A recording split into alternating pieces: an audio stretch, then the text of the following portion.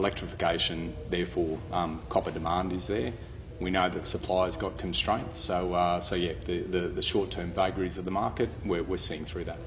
James, you've been at the helm of 29 Metals for about 3 months, I think. Yep. Now, what's your goal, your long-term plan with the company? Yeah, so I'm actually just rolling over 100 days tomorrow. So that was sort of the goal internally to set myself on.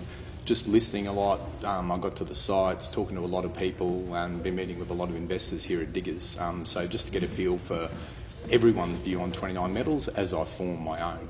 And then from that, yeah, we're really clear on, as I pointed to, Golden Grove, just a fantastic mine. We just need to get that mine drumbeat of delivery, and then that will generate the cash flow. For Capricorn Copper, it's dealing with the water, and then we've had some really good drilling results. So we know there's lots of copper, we know the world needs copper, so it's just how do we bring that to fruition. There clearly is a lot of demand, and your previous employer in BHP made a tilt at Anglo-American. You must have watched that with interest? Yeah, definitely, yeah. So it is, again with copper, we can see that those that don't have copper want copper. Those that have already got copper want more. So again, it's a good place to be. BHP announced an expansion contract or a takeover contract to expand its operations in South America this week. Is that something that could happen with 29 Metals, and obviously your long relationship with BHP as well? I think we're certainly in a different ballpark to BHP. Over the last couple of decades, been to some of the mines that you mentioned there, and the South American mines. Just the scale of BHP was certainly just very different to 29 Metals. I think the area that we're carving out is different, but still involved as both, bringing copper to the world. You mentioned that those who aren't in copper would probably like to be, and those who are would want more. Do you think that there could be more consolidation globally than within those already in the copper space? I think we're seeing so much of it, so yes, there'll definitely be lots of people running the ruler over lots of other people at both ends of the spectrum, which is actually why I'm really enjoying 29 Metals. Like, we are expanding mines, genuinely bringing more copper that the world needs to decarbonise. So yeah, there'll be consolidation.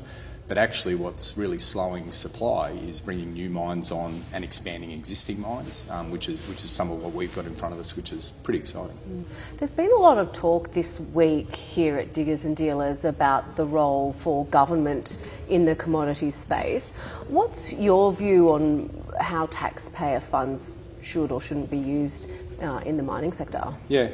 It's, probably the biggest thing that we're always looking for from governments is stability there. So I think lots of, and conversation as we're working out the best way to it. So, you've seen some of the, sometimes short-term sugar hits or otherwise, less interested there. Mine is definitely around just having that stability so that we can plan. And approvals, speeding up the process, I think that's where money would be certainly well spent, rather than subsidies or otherwise.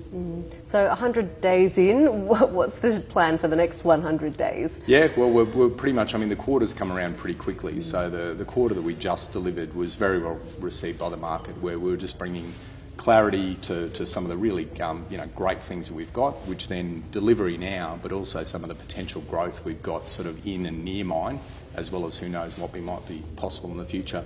Not in the next 100 days, that sort of expansion, just delivering the, focus on the knitting is our short-term focus.